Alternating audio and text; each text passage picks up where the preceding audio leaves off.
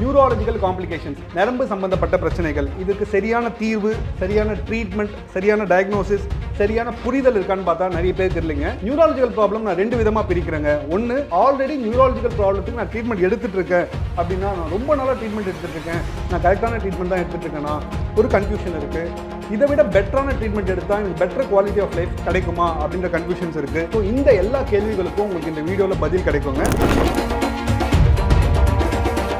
Sometimes I suddenly forget some names actually, ஒரு blank-ஆ இருக்கிறேன் அப்படி நிறைய சீனியர் சிட்டிசன் சொல்கிறாங்க. அது எதனால டாக்டர்? யூஸ்வலாக இது வந்து ஏஜில் வரக்கூடிய ப்ராப்ளம் தான். இன் சம் கண்டிஷன் ரொம்ப பெத்தலாஜிக்கலாக போனால் தான் ட்ரீட்மெண்ட் ரொம்ப கொஞ்சம் ட்ரிக்கியாக இருக்கும். ரெண்டாவது முக்கியமாக எல்லாம் கேட்க தயங்குறது வந்து பார்த்தீங்கன்னா, தூங்கி எழுந்துக்கும் போது பார்த்தீங்கன்னா டக்குனு யூரின் பாஸ் பண்ண மாதிரி இருக்குது. அவங்களுக்கு தெரியாமையே ஆக்சுவலாக இது மேல்ஸ்லையும் பார்க்க முடியுது, ஃபீமேல்ஸ்லையும் பார்க்க முடியுது. இது வந்து நியூராலஜிக்கல் ப்ராப்ளமா? அதை பற்றி கொஞ்சம் கிளாரிட்டி சொல்லுங்கள். இந்த மாதிரியான தூக்கத்திலேயே யூரின் அண்ட் மோஷன் போகிறதுக்கு பேர் வந்து பெட் வெட்டிங் அப்படின்னு. இது வந்து நிறைய காரணங்கள் இருக்குது. அது வந்து ரெண்டாக பிரிக்கலாம். குறிப்பாக எந்த டைமில் அட்டெண்டர்ஸ் வந்து வெயிட் பண்ணாமல் பேஷண்ட் இமீடியட்டாக ஹாஸ்பிட்டலுக்கு எடுத்துகிட்டு வரணும், எந்த டைமில் வெயிட் பண்ணணும்? ஏன்னா சில பேர் என்ன பண்ணுறாங்கன்னா, அது சரியாயிடும், 10 நிமிஷம் வெயிட் பண்ணுங்கள், 10 நிமிஷம் வெயிட் பண்ணுங்கன்றாங்க. எப்போ ஹாஸ்பிட்டலுக்கு ரஷ் பண்ணணும் டாக்டர்? ஏன்னா வயசானவங்க என்ன பண்ணுறாங்கன்னா, உடனே ஹாஸ்பிட்டல் பண்ணால் பயப்படுறாங்க, ஒரு ½ ஹவர் சரியாயிடும் சொல்லிட்டு வெயிட் பண்ணுறாங்க. இது எவ்வளோ டேஞ்சரஸ் டாக்டர்? எப்போ ஹாஸ்பிட்டல் கூப்பிட்டு சின்கோப்லாம் within few seconds will be okay. But இது அப்படியே பர்சிஸ்டண்ட்டாக இருக்குது, இல்லை ஃபிட்ஸ் வருது அப்படின்னா இட்ஸ் அன் எமர்ஜென்சி. எபிலெப்சி சில்ட்ரனோட பேரண்ட்ஸ் டாக்டர் அவங்க வந்து எங்கே போகிறது என்ன பண்ணுறதுன்னு தெரியாமல் தவிக்கிறாங்க ஆக்சுவலாக. ஸோ எனக்கு என்ன இதில் தெரியணும்னா, ஒரு கன்ஜெனிட்டல் எபிலெப்சி இருக்குது அப்படின்னா, ஒரு குழந்தைக்கு எபிலெப்சி இருக்குன்னா, where to go, whom to consult doctor?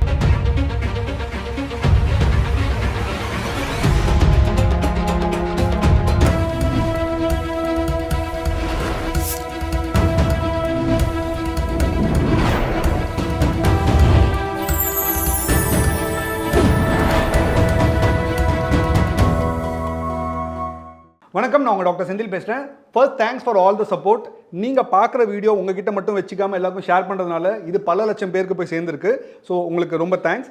Another important video from my side, neurological complications, நரம்பு சம்பந்தப்பட்ட பிரச்சனைகள். அதாவது பார்த்தீங்கன்னா, ஒரு காலத்தில் இந்த நரம்பு பிரச்சனைகள் அப்படின்றது வயசானவங்க கிட்ட மட்டும் தான் பார்க்க முடிஞ்சது. இப்போ ஆஃப் லேட்டாக பார்த்தீங்கன்னா, குழந்தைங்க, மிடில் ஏஜ் மென், அதாவது 20 வயசு 30 வயசில் இருக்கவங்களுக்கே பார்த்தீங்கன்னா நிறைய நியூராலஜிக்கல் ப்ராப்ளம்ஸ் பார்க்க முடியுது. ஆனால் இதுக்கு சரியான தீர்வு, சரியான ட்ரீட்மெண்ட், சரியான டயக்னோசிஸ், சரியான புரிதல் இருக்கான்னு பார்த்தா நிறைய பேருக்கு இல்லைங்க. நியூராலஜிக்கல் ப்ராப்ளம் நான் ரெண்டு விதமாக பிரிக்கிறேங்க. ஒன்று, ஃபர்ஸ்ட் டைம் உங்கள் ஃபேமிலியில் யாருக்காவது நியூரோ ப்ராப்ளம் வருதுன்னும் போது எந்த நிபுணரை போய் பார்க்கணும், எந்த டாக்டரை போய் பார்க்கணுன்ற குழப்பம் இருக்குது. ரெண்டாவது, ஆல்ரெடி நியூராலஜிக்கல் ப்ராப்ளத்துக்கு நான் ட்ரீட்மெண்ட் எடுத்துகிட்டு இருக்கேன் அப்படின்னா, நான் ரொம்ப நாளாக ட்ரீட்மெண்ட் எடுத்துகிட்டு இருக்கேன், நான் கரெக்டான ட்ரீட்மெண்ட் தான் எடுத்துகிட்டு இருக்கேன்னா ஒரு கன்ஃபியூஷன் இருக்குது. இதை விட பெட்டரான ட்ரீட்மெண்ட் எடுத்தால் எனக்கு பெட்டர் குவாலிட்டி ஆஃப் லைஃப் கிடைக்குமா அப்படின்ற கன்ஃபியூஷன்ஸ் இருக்குது. எந்த டாக்டர் வந்து இதுக்கு ஸ்பெஷலிஸ்ட் அப்படின்ற புரிதல் நிறைய பேருக்கு இல்லை. ஸோ அதனால் அவங்க அப்படியே கண்டினியூ பண்ணிகிட்டே இருக்கிறாங்க. ஸோ இந்த எல்லா கேள்விகளுக்கும் உங்களுக்கு இந்த வீடியோவில் பதில் கிடைக்குங்க. ஏன்னா இப்போ நம்ம கூட இருக்கிறவர் சென்னையில் one of the most experienced, ethical, highly talented robotic surgeon with necessary qualifications, very easy to approach, பேஷண்ட்டுக்கு என்ன தேவையோ அது மட்டும் கொடுக்குற very ethical and appropriate doctor, doctor Pushkaran sir. வணக்கம் சார். வணக்கம். ஸோ டாக்டர் புஷ்கரன் சாரை பற்றி சொல்லணும்னா, doctor Pushkaran sir MCH in neuro surgery 3 fellowship பண்ணியிருக்காருங்க. ஒன்று சிங்கப்பூரில், ஒன்று சவுத் கொரியாவில், ரெண்டாவது கொச்சியில். Is a senior consultant neuro surgeon, specialist in epilepsy and functional neuro surgery, specialist in stroke, endovascular and microvascular neuro surgery, specialist in robotic neuro surgery. Sir, நீங்கள் fellowship மட்டுமே 3 பண்ணியிருக்கீங்க. ஸோ ஃபெலோஷிப் மட்டும் எவ்வளோ time spend பண்ணீங்க? உங்களுக்கு neuro experience டோட்டலாக எத்தனை வருஷம் sir? Nearly 2 decades of experience எனக்கு நியூரோ சர்ஜரியில். I did 6 years of neuro surgery course. அது ரொம்ப லிமிட்டடான சீட்ஸ் தான் இருக்குது தமிழ்நாட்டில். So I did in a good government college. அது முடிச்சுட்டு then I was in South Korea, Seoul. அங்கே வந்து stroke and neuro intervention fellowship பண்ணியிருந்தேன். தென் ஐ வாஸ் இன் 𝗙𝗵𝗺 ஹாஸ்பிட்டலில். அங்கே வந்து epilepsy, functional neuro surgery and robotic neuro surgery fellowship பண்ணியிருந்தேன். அதை முடிச்சுட்டு then I was in Singapore, NNI, national neuro science institute, one of the prime institute in Singapore. அங்கே வந்து endovascular, microvascular and skull base neuro surgery, stroke neuro intervention உட்பட okay எல்லாமே முடிச்சுட்டு then I came back to India. So thank you very much sir. So நீங்கள் ஹோலிஸ்டிக்காக நியூரோவுக்கு வந்து உங்ககிட்ட வந்தால் கம்ப்ளீட் சொல்யூஷன் கிடைக்கும்னு சொல்லிட்டு, ஏன்னா நம்ம மெடிக்கல் அசிஸ்டன்ஸ் 24/7 குரூப்பில் நிறைய சீனியர் சிட்டிசன்ஸ் நான் உங்களுக்கு அனுப்பியிருக்கேன். And most of them almost every one is satisfied and இந்த ரைட் ட்ரீட்மெண்ட். ஆக்சுவலாக அந்த ட்ரஸ்ட் இருக்குது உங்ககிட்ட. ஸோ சாரை பற்றி சொல்லணும்னா, எபிலெப்சி அண்ட் பார்க்கின்சன், அதாவது நடுக்குவாதம்ல இஸ் அ ஸ்பெஷலிஸ்ட். அதில் open surgery plus deep brain stimulation, அதில் most trusted name in Chennai. And stroke, மூளையில் ஏதாவது ரத்த நாளங்களில் ஏதாவது பிளாக்ஸ் இருக்குன்னா சர்ஜரி இல்லாமல் எண்டோஸ்கோபிக் ஆன்ஜியோ முறைப்படி ஸ்டென்டிங், காயிலிங் அப்படின்னு ஆயிரக்கணக்கான சர்ஜரிஸ் பண்ணியிருக்காரு. And is also A highly skilled robotic surgeon. Sir கிட்ட தான் இப்போ நம்ம கேள்வி கேட்க போகிறோம். சார் நான் வந்து இதை ஒரு 7 செக்மெண்ட்டாக பிரிச்சிருக்கேன் சார். ஃபர்ஸ்ட் செக்மெண்ட் வந்து சீனியர் சிட்டிசன்ஸ்க்காக சார். சீனியர் சிட்டிசன்ஸ் வந்து பார்த்தீங்கன்னா நிறைய பயங்கள் இருக்குது. சடனாக கொலாப்ஸ் ஆகிறது, சடனாக ஒரு ஃபால் வர்றது, மெமரி லாஸ் இருக்கிறது, ஒரு பிரெயின் வீக்னஸ் இருக்கிறது, இது மாதிரி பிரச்சனைகள்லாம் இருக்குது. ஹஸ்பண்ட் ஒய்ஃப் கிட்டேயும், ஒய்ஃப் ஹஸ்பண்ட் கிட்டேயோ இல்லை பசங்க கிட்டேயுமே சொல்ல தயங்குறாங்க ஆக்சுவலாக. ஸோ இது எப்படி டாக்டர் நீங்கள் பார்க்குறீங்க? ஸோ இது ஒரு நல்ல கேள்வி. ஆக்சுவலி இந்த மாதிரியான ப்ராப்ளம் இருக்கிறவங்க தயக்கமே வேண்டாம். உங்களுக்கான ப்ராப்ளத்தை உங்களோட க்ளோஸ் ரிலேட்டிவ்ஸ், உங்களோட கேர் கிவர்ஸ், உங்களோட பைஸ்டாண்டர்ஸ் கூட இருக்கிறவங்க கிட்ட ஷேர் பண்ணிக்கிறது ரொம்ப ரொம்ப நல்லது. ஏன்னா முன்னாடியே நம்ம பிரச்சனை அறிகுறிகள்லாம் கண்டுபிடிச்சிட்டோம் அப்படின்னா நம்ம அதிலேருந்து கம்ப்ளீட்டாக க்யூர் ஆகலாம். இல்லை அது நம்ம தயக்கத்தோடு அதை வந்து மறைச்சிக்கிட்டே இருந்தோம்னா அது காம்ப்ளிகேட் ஆகிட்டு at one point of time அதை நம்ம ட்ரீட் பண்ண முடியாமலே கூட போகலாம். ஓகே. ஸோ அதனால் earlier is always better. Thank you doctor. Sometimes I suddenly forget some names. ஆக்சுவலாக ஒரு பிளாங்காக இருக்கிறேன் அப்படின்னு நிறைய சீனியர் சிட்டிசன் சொல்கிறாங்க. அது எதனால டாக்டர்? யூஸ்வலாக இது வந்து ஏஜில் வரக்கூடிய ப்ராப்ளம் தான். Just like any other wear and tear process, our brain also will have a wear and tear. நம்ம whole body will have the same. So அந்த மாதிரியான சுச்சுவேஷனில் இந்த மாதிரியான சின்ன சின்ன பிரச்சனைகள் வரலாம். இது என்னென்னா மோஸ்ட்லி தீஸ் ஆர் ட்ரீட்டபிள். உங்களால் வந்து இந்த மாதிரியான சின்ன சின்ன பிரச்சனைகள்லாம் ட்ரீட் பண்ண முடியும். இன் சம் கண்டிஷன் ரொம்ப பெத்தலாஜிக்கலாக போனால் தான் ட்ரீட்மெண்ட் ரொம்ப கொஞ்சம் ட்ரிக்கியாக இருக்கும். ஸோ இது சீரியஸாக எடுக்கணுமா இல்லை உதாசீனம்? நிறைய சீனியர் சிட்டிசன்ஸ் உதாசீனப்படுத்துகிறாங்க. இது எப்படி டாக்டர் அணுகணும்? எந்த ஒரு நியூரலாஜிக்கல் பிரச்சனை இருந்தாலுமே கூட உங்களுக்கு ஒரு சின்ன சந்தேகம் இருந்தால் கூட டக்குன்ட்டு நீங்கள் உடனே ஒரு டாக்டரை வந்து போய் பார்க்குறது நல்லது. ஓகே. நீ not be a neurologist or neuro surgeon. உங்களோட ரொட்டீனான ஃபேமிலி ஃபிசிஷியன் இருப்பார். அவங்களுக்கு உங்களோட ஹிஸ்ட்ரி கம்ப்ளீட்டாக தெரியும். என்ன ப்ராப்ளம் உங்களுக்கு இருக்குது, என்னென்ன மெடிசன் எடுத்துக்கிறீங்க, உங்களுக்கு என்ன அலர்ஜின்னு முதற்கொண்டு அந்த ஃபேமிலி ஃபிசிஷியனுக்கு தெரியும். அவங்கள நீங்கள் போய் பார்த்தீங்கன்னா கூட they will diagnose it early and they will refer to the correct person. ரெண்டாவது முக்கியமாக எல்லாம் கேட்க தயங்குறது வந்து பார்த்தீங்கன்னா தூங்கி எழுந்துக்கும் போது பார்த்தீங்கன்னா டக்குன்னு கொஞ்சம் யூரின் பாஸ் பண்ண மாதிரி இருக்குது. அவங்களுக்கு தெரியாமையே ஆக்சுவலாக இது மேல்ஸ்லையும் பார்க்க முடியுது, ஃபீமேல்ஸ்லையும் பார்க்க முடியுது. இது வந்து நியூராலஜிக்கல் ப்ராப்ளமா? அதை பற்றி கொஞ்சம் கிளாரிட்டி சொல்லுங்கள் டாக்டர். இந்த மாதிரியான தூக்கத்திலேயே யூரின் அண்ட் மோஷன் போகிறதுக்கு பேர் வந்து பெட் வெட்டிங் அப்படின்னு. இது வந்து நிறைய காரணங்கள் இருக்குது. அது வந்து ரெண்டாக பிரிக்கலாம். குறிப்பாக ஒன்று வந்து யூரோலாஜிக்கல் ப்ராப்ளமாக இருக்கலாம், இன்னொன்று நியூரோலாஜிக்கல் ப்ராப்ளமாக இருக்கலாம். இந்த நியூரோலாஜிக்கல் ப்ராப்ளம்னு வைங்களேன், தூக்கத்திலே சிலருக்கு ஃபிட்ஸ் வந்திருக்கும், அது அவங்களுக்கே தெரியாது, பக்கத்தில் இருந்தவங்களுக்கும் தெரியாது. ஸோ அதனால் கூட யூரின் மோஷன் போயிருக்கலாம். இந்த யூரோலாஜிக்கல் ப்ராப்ளம் தான் ரொம்ப காமன். இப்போ வயசானவங்களுக்கு வந்து அந்த மசில் எல்லாமே கொஞ்சம் லேக்ஸாக இருக்கும். ஸோ அந்த மாதிரியான நேரத்தில் அந்த பிளாடர் வந்து அந்த மசில்லாம் கூட அது சுற்றி இருக்கிற மற்ற மசில்லாம் கூட லேக்ஸாக இருக்கும்போது யூரின் வந்து ட்ரிக்கிள் ஆகலாம். இது வந்து லேடிஸ்க்கு ரொம்ப காமன். அதுவும் நார்மல் டெலிவரி பண்ணவங்களுக்கு வந்து அந்த மசில்லாம் இன்னும் லேக்ஸாக இருக்கும், ஈஸ்ட்ரோஜனும் இல்லாமல் இருக்கும் வயசானவங்களுக்கு. ஸோ அந்த density of the muscle would be less and அப்போ வந்து இந்த மாதிரியான பெட் வெட்டிங் ரொம்ப காமன். ஸோ ஆஸ் அ பேஷண்ட்டாக நான் இது நியூராலஜிக்கலாக டிஃப்ரென்ஷியேட் பண்ண முடியுமா டாக்டர்? இது மோஸ்ட்லி பண்ணலாம், பட் ஆனால் it needs a specialist to evaluate and confirm. So it's always better to meet the doctor and finalise. Okay. ரெண்டாவது வந்து டாக்டர், இப்போ எங்கள் வீட்டு பக்கத்தில் வயசானவர் இருக்கார். அவர் பார்த்து அடிக்கடி கீழே விழுந்துட்டே இருக்காரு. அன்எக்ஸ்பிளைன்டு ஃபால்ஸ் இருக்குது ஆக்சுவலாக. இது வந்து ஒரு சைன் ஆஃப் எர்லி பிரெயின் டேமேஜா டாக்டர்? ஆமாம், இது கண்டிப்பாக. இது வந்து 1-2 தடவை விழுறது வந்து ரொம்ப காமன். பட் ஆனால் ரொம்ப ஃப்ரீக்வெண்ட்டாக இருக்குது அப்படின்னா அது வந்து பெத்தாலஜிக்கலாக இருக்கிறதுக்கான வாய்ப்புகள் இருக்குது. மோரோவர் அவர் திரும்ப கீழே விழுதுனால அடிபட்டு தலையில் அடிபட்டு ப்ளீடிங் ஆகி அந்த மாதிரியான காம்ப்ளிகேஷனை ப்ரிவெண்ட் பண்ணுறன்ற பட்சத்தில் நம்ம சீக்கிரமாக போயிட்டு இந்த மாதிரியான கன்சல்டேஷன்லாம் நம்ம எடுக்கிறது ரொம்ப நல்லது. டாக்டர், அடுத்தது வந்து பார்த்தீங்கன்னா இப்போ நீங்கள் பேசும்போது சொன்னீங்க சில பேர் ஃபிட்ஸ் நைட் தூக்கத்தில் வரும் அப்படின்றீங்க. சீனியர் சிட்டிசன்ஸில் ஃபிட்ஸ் நைட் தூக்கத்தில் வருமா டாக்டர் அடிக்கடிக்கு? ஏன்னா அந்த பயம் நிறைய சீனியர் சிட்டிசன்ஸ்க்கு இருக்குது ஆக்சுவலாக. ஸோ சீசர்ஸ்க்கும் எபிலெப்சிக்கும் என்ன டிஃப்ரென்ஸ்? அது நைட்டில் தான் வருமா டாக்டர்? இந்த ஃபிட்ஸுன்றது வந்து எப்போ வேணால் வரலாம். நைட்டில் தான் வரும், தூக்கத்தில் தான் வரும், வயசானவங்களுக்கு வரும், குழந்தைங்களுக்கு தான் வரும் அப்படின்லாம் இது irrespective of age, irrespective of the time, it can occur in anyone. அதே மாதிரி இப்போ கேட்டிங்க ஒரு நல்ல கொஷின் இது. ஷீஷருக்கும் எபிலிப்சிக்கும் என்ன டிஃப்ரென்ஸ் அப்படின்ட்டு. ஷீஷருன்றது என்னென்னா ஒரு ஈவெண்ட்டு, ஒரு ஃபிட் ஈவெண்ட்டு. அதுக்கு வந்து பல காரணங்கள் இருக்குது. ப்ரோவோக்டு ஷீஷர் இருக்குது, அன்ப்ரோவோக்டு ஷீஷர் அப்படின்னு சொல்லலாம். எபிலிப்சின்றது என்னென்னா அது ஒரு தன்மை. It is a tendency for a particular person to have recurrent seizure. அதாவது அவங்களுக்கு ஃபிட்ஸ் வரத்துக்கான தன்மை இருக்குது. அது திரும்ப வந்துக்கிட்டே இருக்கும். சில நேரத்தில் ஷீஷர் வந்து ஒரே ஒரு அது என்ன எப்படி சொல்லுவாங்க அப்படின்னா, ஒரு 100 பேரில் ஒரு 10 பேருக்கு அவங்களோட வாழ்நாள் ஃபுல்லாக பார்த்தீங்கன்னா ஒரு தடவையாவது ஃபிட்ஸ் வரும் அப்படின்னு சொல்லுவாங்க. ஓகே. அந்த ஃபிட்ஸ் வந்து நம்ம ரொம்ப பயப்படணும்னு அவசியம் இல்லை. ஏன் அப்படின்னா அந்த சீஜர் வரதுக்கான காரணங்கள் என்னென்னா சுகர் லெவல் கம்மியாக இருந்தால் வரலாம், சில நேரத்தில் மெடிசன்ஸ் சில எடுத்துக்கிறதுனால வரலாம், சில நேரத்தில் ஸ்லீப் டிப்ரிவேஷனில் வரலாம், சில நேரத்தில் ஸ்ட்ரெஸ்னால கூட சூடோ சீஜர்ஸ்பாங்க. அது உண்மையான சீஜராக இருக்காது, பட் ஆனால் சீஜர் மாதிரியான ஆக்டிவிட்டீஸ் நடந்திருக்கலாம். ஸோ அந்த மாதிரி பல காரணங்கள் இருக்குது. இப்போ சோடியம் கூட கம்மியாக இருக்கோ இல்லை அதிகமாக இருக்கோ, சுகர் அதிகமாக இருக்கோ கம்மியாக இருக்கோ, அந்த மாதிரியான காரணங்கள்லாம் பல இருக்குது. அதெல்லாம் ஒரு டைப் ஈவெண்ட். அந்த பர்டிகுலர் ப்ராப்ளமை நீங்கள் ரெக்டிஃபை பண்ணிங்கனாலே இது வந்து திரும்ப வராமல் இருக்கிறதுக்கான வாய்ப்புகள் நிறைய. ரொம்ப கிளியராக சொன்னீங்க. அதாவது ஒரு டைம் வந்ததுன்னா பரவாயில்ல, பட் அது ரிப்பீட்டடாக வரும்போது அந்த டெண்டன்சி இருக்க பட்சத்தில் ஒரு டாக்டர் அணுகி ட்ரீட்மெண்ட் எடுக்கிறது பெட்டராக இருக்கும். ஈவன் அந்த ஃபர்ஸ்ட் சீஜர் வரும்போதே நம்ம எடுக்கிறது நல்லது. ஏன் அப்படின்னா we don't know whether it is going to proceed further with the recurrence or not. Okay. அதனால் வந்து ஃபர்ஸ்ட் டைம் வந்தாலுமே கூட நீங்கள் வந்து ஒரு டாக்டர் வந்து பார்த்து கன்சல்ட் பண்ணுறது நல்லது. So we need to confirm whether it is fits or epilepsy.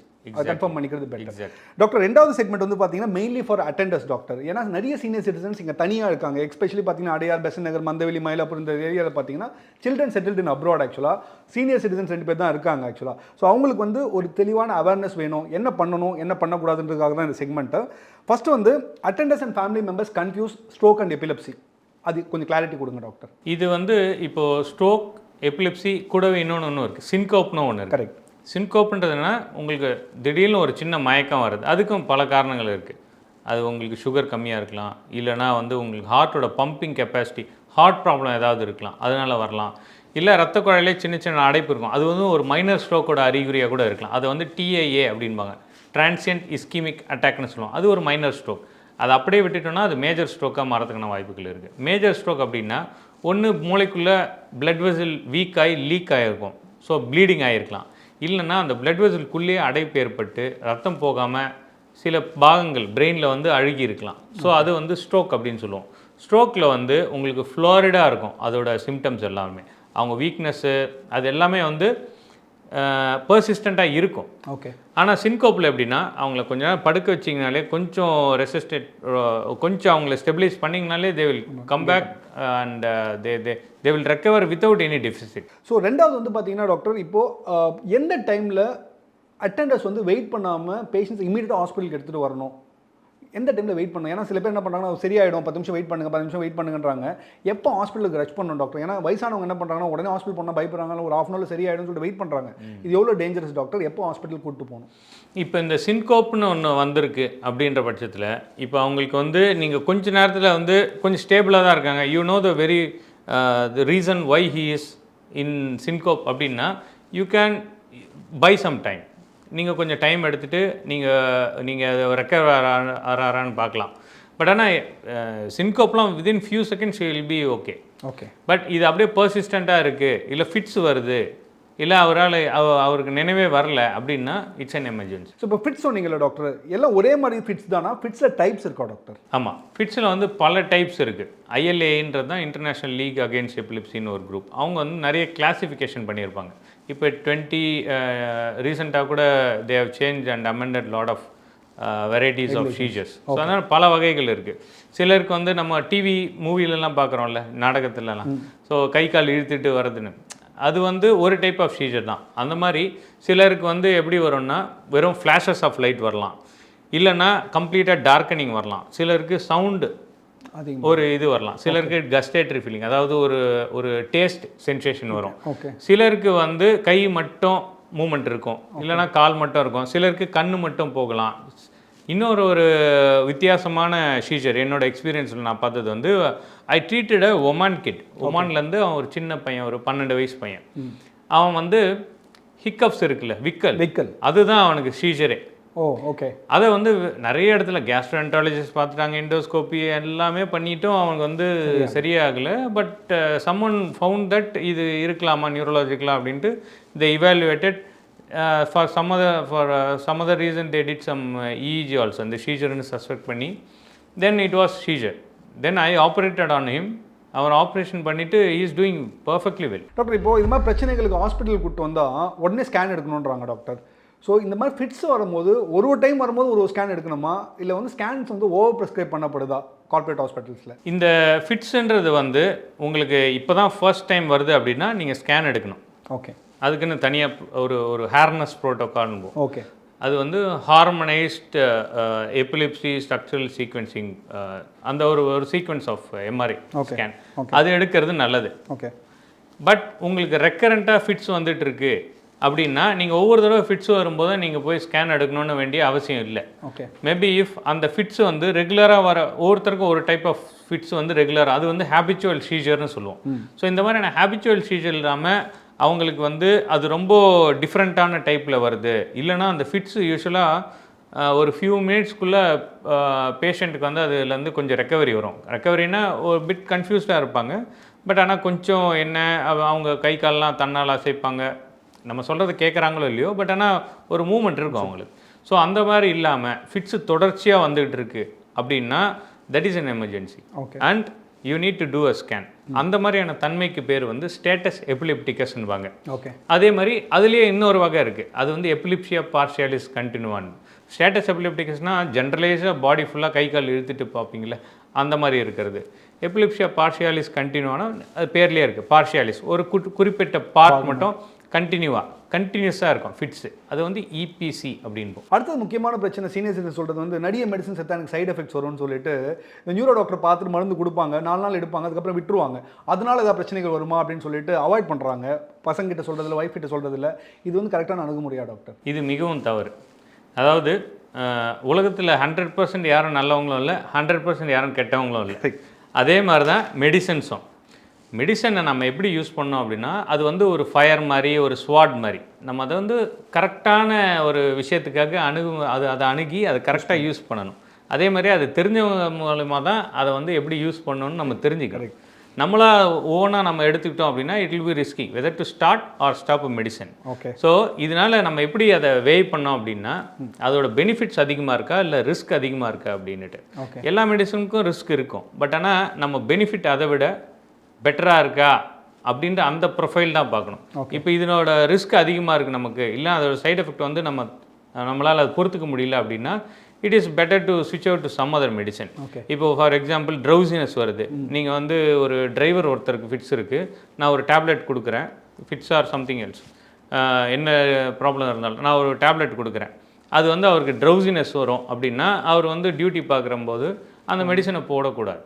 But ஆனால் அவர் வந்து இதே வந்து ஒரு ஃப்ரீயாக இருக்கார், ஒரு ஐடியில் ஒர்க் பண்ணுறவர், மார்னிங் ஒர்க் போயிட்டு ஈவினிங் வராரு, நைட் அந்த மாத்திரையை போட்டுட்டு ஒன்றும் கால்ஸ் எதுவும் இல்லை அப்படின்ற பட்சத்தில் you can very well take that medicine. So இது வந்து நம்ம வெய் பண்ணிக்க வேண்டியது தான். ஓகே. டெய்லர் மேடாக. டாக்டர், இப்போ நான் உங்கள் கிளினிக்கில் பார்க்கும்போது இந்த எபிலெப்சி அப்படின்றவங்க எல்லாம் தேடி உங்ககிட்ட வராங்க. ஆக்சுவலாக நிறைய சீனியர் சிட்டிசன், சில்ட்ரன், நிறைய பேர் உங்ககிட்ட வரது நான் பார்க்குறேன். First what is epilepsy doctor? எபிலிப்சின்றது வந்து அப்நார்மல் பிரெயின் ஆக்டிவிட்டி. ஓகே. ஒரு பிரெயின் வந்து நம்மளோட பாடியோட ஃபுல் ஃபங்க்ஷன்ஸும் கண்ட்ரோல் பண்ணும், பட் ஆனால் அதுவே கொஞ்சம் அப்நார்மலாக தேவையில்லாததெல்லாம் பண்ணுச்சு அப்படின்னா அதுதான் எபிலிப்சி. அதை வந்து எப்படி டேர்ம் பண்ணுவாங்க அப்படின்னா ஒரு நம்ம பிரெயின்குள்ளே செல்கள் இருக்குது, அதுக்கு வந்து நியூரான்ஸ் அப்படின்னு சொல்லுவோம். அந்த நியூரான்ஸ் வந்து 10 to the power 5, I mean 1 lakh cells. அந்த நியூரான்ஸ் வந்து அட் அ டைமில் சின்க்ரனஸ், அதாவது கண்டெம்பரரியாக ஒரு இதில் ஃபயர் பண்ணக்கூடாது, டெம்பரலாக அது ஒரே டைமில் ஃபயர் பண்ணிச்சுன்னா அது சின்க்ரனஸ் ஆகி அதுதான் ஃபிட்ஸாக வந்து நமக்கு ஸ்ப்ரெட் ஆகும் பிரெயின்குள்ளே, அதுதான் மேனிஃபெஸ்ட் ஆகும் கூட கிளினிக்கில். ரெண்டாவது வந்து சீனியர் சிட்டிசன்ஸ்க்கு இந்த எபிலெப்சி டக்குன்னு வருமா டாக்டர்? சடனாக வருமா இல்லை எப்படி டாக்டர் அது? ஃபிட்ஸில் வந்து பல வகை இருக்குது. சிலது வந்து சடனாக வரும், சிலது வந்து ரொம்ப பொறுமையாக இவால்வ் ஆகும். ஸோ அடுத்த கேள்வி என்னன்னு பார்த்தீங்கன்னா, இப்போ சீனியர் சிட்டிசன் நார்மலாக இருக்காங்க, but still can they have seizures doctor? Yes, definitely. Non convulsive seizure அப்படின்பாங்க. நான் கன்வல்சிவ்னா அந்த நம்ம கை காலோட மூமெண்ட்டோ எதுவுமே இல்லாமல் ஜஸ்ட் ஒரு பிளாங்க் ஸ்டேராக இருப்பாங்க.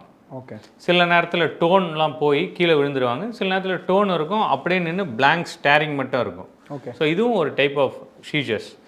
முக்கியமாக இந்த ஐசியூவில் இருக்க கோமாவில் இருக்கிற பேஷண்ட்ஸ்க்கு பிரெயின் டேமேஜ் ஆகி, அது ஸ்ட்ரோக்காக இருக்கலாம், இன்ஃபெக்ஷனாக இருக்கலாம், டியூமராக இருக்கலாம், so whoever it may be, அவங்க இந்த மாதிரியான கோமாவில் இருக்கிறவங்களுக்கு எல்லாம் எடுத்தோம்னா சீஜர் ஆக்டிவிட்டி இருக்கும், பட் ஆனால் ஓவர்ட்டாக அந்த கை காலோட மூவ்மெண்ட் இருக்காது. அது வந்து நான் கன்வல்சிவ் சீஜர்ஸ் அப்படின்னு சொல்லுவோம். ஸோ இப்போது என்னென்னலாம் டாக்டர் ரெட் ஃப்ளாக்ஸ், அதாவது வார்னிங் சைன்ஸ், ஒரு அட்டெண்டர்ஸ் இருக்காங்க, ஒருத்தருக்கு எபிலெப்சி வருது இல்லை ஃபிட்ஸ் வந்துருச்சு அப்படின்னா என்ன மாதிரி வார்னிங் சைன்ஸ், ரெட் ஃப்ளாக்ஸ் இருந்ததுன்னா இமீடியட்டாக ஹாஸ்பிட்டல் கூட்டு வரணும் அப்படின்னு ஏதாவது இருக்கா டாக்டர்? ரெகுலராக வரக்கூடிய ஃபிட்ஸ் அவருக்கு அது இல்லை, புது டைப் ஆஃப் ஃபிட்ஸ் மாதிரி இருக்குது, இல்லைனா முன்னாடியே சொன்ன மாதிரி ஃபிட்ஸ் வந்து நிற்காமல் வந்துக்கிட்டே இருக்குது அப்படின்னா அப்போ தான் வந்து நம்ம உடனே வந்து ஹாஸ்பிட்டலுக்கு கொண்டு போகணும். ஓகே. இப்போ அவருக்கு ரெகுலராக வரக்கூடிய ஃபிட்ஸ் தான், அதுலேருந்து அவர் ரெக்கவர் ஆகுறாரு அப்படின்னா நீங்கள் உடனே வந்து அந்த ரெக்கவரி டைம் அவருக்கு வந்த உடனே அவர் மெடிசன் கரெக்டாக எடுத்தாரான்னு செக் பண்ணுங்கள், அடிக்கடி டோசிங் பண்ணியிருக்காரான்னு செக் பண்ணுங்கள். அது பண்ணியும் கூட வருது அப்படின்ற பட்சத்தில் வேறு ஏதாவது ஸ்ட்ரெஸ்ஸார்ஸ் இருக்கான்னு பார்க்கணும். லைக் அவர் ஏதாவது மென்டல் ஸ்ட்ரெஸ்ஸில் இருக்காரா, இல்லை வேறு ஏதாச்சும் தூக்கம் இல்லாமல் இருக்காரா, இல்லைனா சடன் ஃப்ளாஷஸ் ஆஃப் லைட் வந்து அவரை இப்போ நைட்லாம் ட்ரைவ் பண்ணுறாங்க, லைட்டு கண்ணில் அடிச்சுக்கிட்டே இருக்கும்ல, ஸோ அந்த மாதிரி ஃப்ளாஷஸ் ஆஃப் லைட்டு, ஃப்ளாஷஸ் அந்த அப்புறம் சவுண்டும், எக்ஸசிவ் சவுண்டும் ஒரு ட்ரிகர் ஃபேக்டராக இருக்கலாம். ஸோ இந்த மாதிரியான ட்ரிகர் ஃபேக்டர்ஸ்லாம் இருக்கான்னு செக் பண்ணணும். ஓகே. அதெல்லாம் இல்லாமல் வருது, அன்ப்ரோவோக்டாக வருது அப்படின்னா அவரோட பேட்டர்னும் மாறி இருக்குன்னா you come to house. Thank you doctor, ரொம்ப கிளியராக சொன்னீங்க. Segment 4 doctor. இப்போ இந்த செக்மெண்ட்டில் என்னென்னா டாக்டர், எபிலெப்சி சில்ட்ரனோட பேரண்ட்ஸ் டாக்டர், அவங்க வந்து எங்கே போகிறது என்ன பண்ணுறதுன்னு தெரியாமல் தவிக்கிறாங்க. ஆக்சுவலாக அவங்களோட கிளினிக்கில் கூட பார்த்தீங்கன்னா நான் ஒருத்தர்கிட்ட இன்ட்ராக்ட் பண்ணிட்டு இருக்கும்போது கேட்டேன், இவங்க சொல்லி தான் எனக்கு தெரியும் அப்படின்ட்டு. ஏன்னா இவங்களாம் கம்யூனிட்டியாக இருக்காங்க. இப்போ என் பையனுக்கு எபிலெப்சி இருக்குன்னா வேறு எங்கேயாவது எபிலெப்சி யாராவது ட்ரீட்மெண்ட் எடுத்திருந்தாங்கன்னா அவங்ககிட்ட கேட்டுக்கிறேன் நான். எங்கே அப்படி தான் உங்ககிட்ட நிறைய பேஷண்ட்ஸ் வராங்க. ஸோ எனக்கு என்ன இதில் தெரியணும்னா, ஒரு கன்ஜெனிட்டல் எபிலெப்சி இருக்குது அப்படின்னா, ஒரு குழந்தைக்கு எபிலெப்சி இருக்குன்னா where to go, whom to consult doctor? First இந்த மாதிரியான கன்ஜெனிட்டல் எபிலெப்சி அப்படின்றது வந்து பீடியாட்ரிஷியன்ஸ் தான் வந்து they will be the first person to be in touch with the patient, the kid and the family. So அவர் தான் வந்து இதை ஃபஸ்ட்டு டயக்னோசிஸ் பண்ணுவாங்க.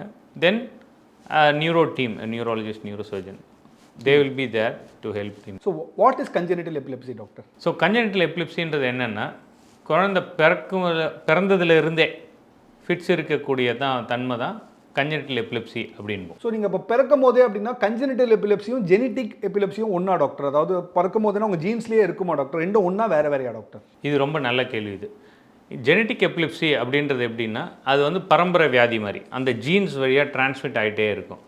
கன்ஜெனிட்டல் எபிலெப்சின்றது எப்படின்னா, அது வந்து மேனிஃபெஸ்டேஷன், அந்த குழந்தை பிறந்ததுலேருந்தே ஃபிட்ஸ் இருக்குது.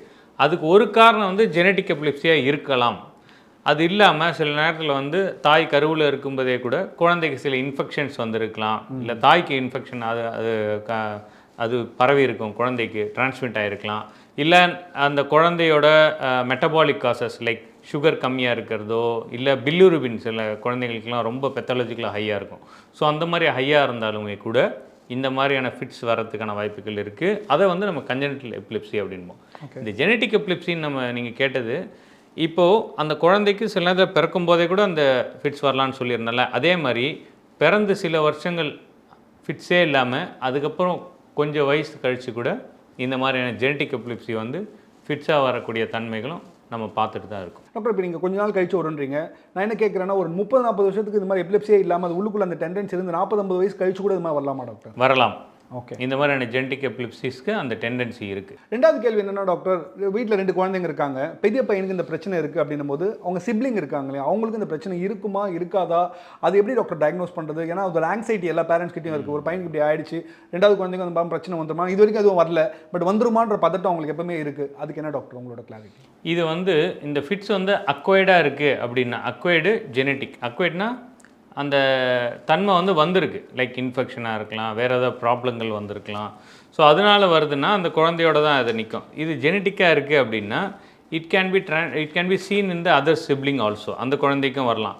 நீங்கள் அந்த மாதிரியான ஃபேமிலியில் வந்து யூஸ்வலாக நம்ம வந்து கேட்கும் போதே என்ன கேட்போம்னா, உங்களோட ஃபேமிலியில் பிளட் ரிலேஷனில் தாத்தாக்கோ இல்லை அவங்க அப்பா அம்மாக்கோ பாட்டிக்கோ அவங்களுக்கு, அதே மாதிரி ஹஸ்பண்ட் ஒய்ஃப் 2 பேரோட ஃபேமிலி ட்ரீயும் நம்ம வந்து டீப்பாக ப்ரோவ் பண்ணி பார்க்கணும்.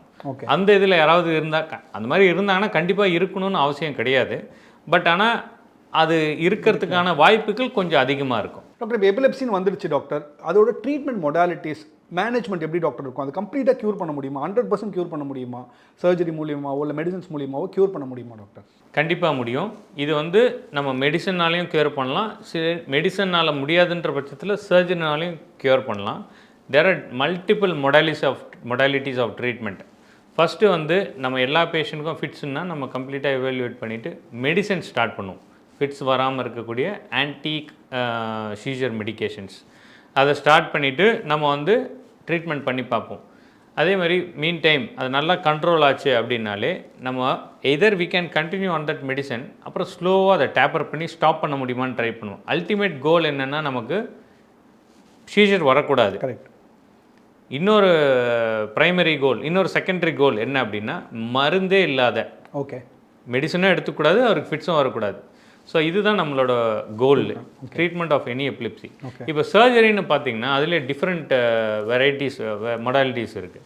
இப்போ வந்து மெடிசனால் ட்ரீட் பண்ண முடியாத பேஷண்ட்ஸ் வந்து நம்ம சர்ஜரி பண்ணலான்னு சொல்லியிருந்தோம்ல, அது என்னென்ன மாதிரியான வெரைட்டிஸ் அப்படின்னு பார்த்தீங்கன்னா ரேடியோ ஃப்ரீக்வன்சி அப்லேஷன் பண்ணலாம், இல்லைனா ஓப்பன் சர்ஜரி பண்ணி ரிசெக்ஷன் அந்த பகுதியை வந்து எடுத்து நீக்கி சீஜர் ஃப்ரீடம் கொடுக்கலாம். இல்லைனா சில நேரத்தில் வந்து டிஸ்கனெக்ஷன், அந்த பகுதியை மட்டும் நம்ம வந்து ஆப்ரேட் பண்ணி மற்ற இதுலேருந்து டிஸ்கனெக்ட் பண்ணிவிட்டு ரீட்டைன் பண்ணி நம்ம சீஜர் ஃப்ரீடம் கொண்டு வரலாம். அப்படி இல்லைன்னா நியூரோ மாடுலேஷன் பாங்க, டீப் பிரெயின் ஸ்டிமுலேஷன், அந்த ஆர் ரெஸ்பான்சிவ் நியூரோ ஸ்டிமுலேஷன்லாம் நிறைய டெக்னிக்ஸ் அண்ட் கேட்கெட்ஸ்லாம் இருக்குது. ஸோ அந்த மாதிரியான முறையில் கூட நம்ம ட்ரீட்மெண்ட் பண்ணலாம். இந்த ரேடியோ ஃப்ரீக்வன்சி அப்லேஷன் நம்ம சொல்லியிருந்தோம்ல, அது என்ன அப்படின்னா ஒரு சின்ன ஒரு ஹோல் மட்டும்தான் போட்டுட்டு, இந்த டீப் பிரெயின் ஸ்டிமுலேஷன் அதே மாதிரி தான் ஒரு ஆர்எஃப் ஒரு ரேடியோ ஃப்ரீக்வன்சி அப்லேஷன் ப்ரோப் வந்து அங்கே இன்சர்ட் பண்ணிவிட்டு அந்த இடத்த வந்து அப்லேட் பண்ணலாம்.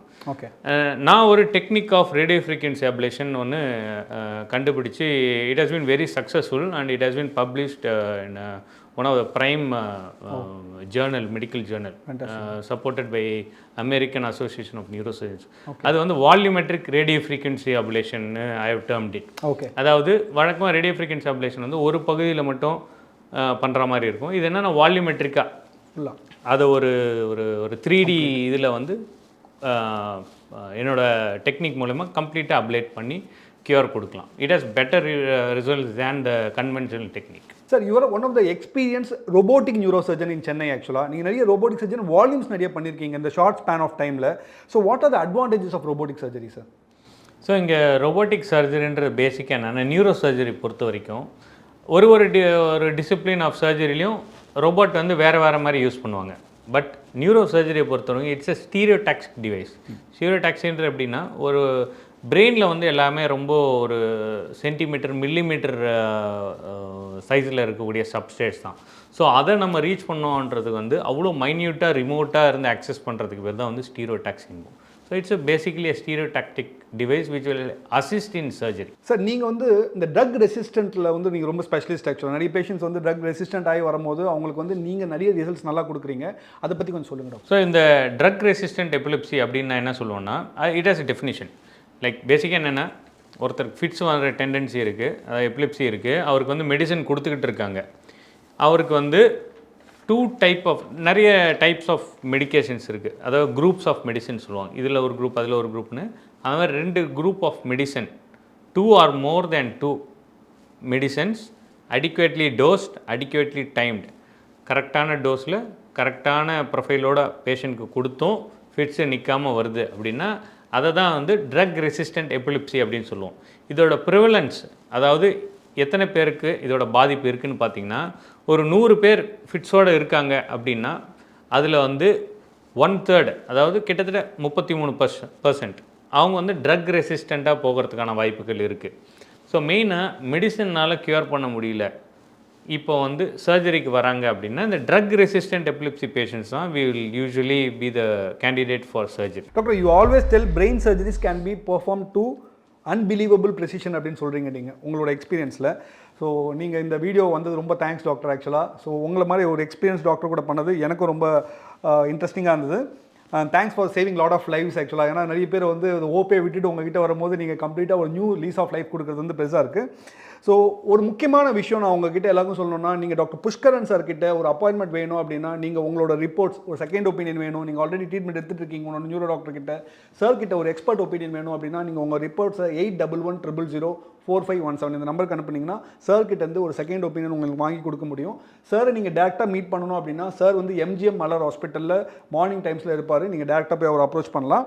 So for all the attenders are all the patients who are watching this, brain is very important. உங்கள் ஃபாதரோ இல்லை உங்கள் மதரோ, they don't require sympathy, they require early diagnosis. Thanks for watching this show. Dr. Senthil signing off. Thank you, doctor. Thank you.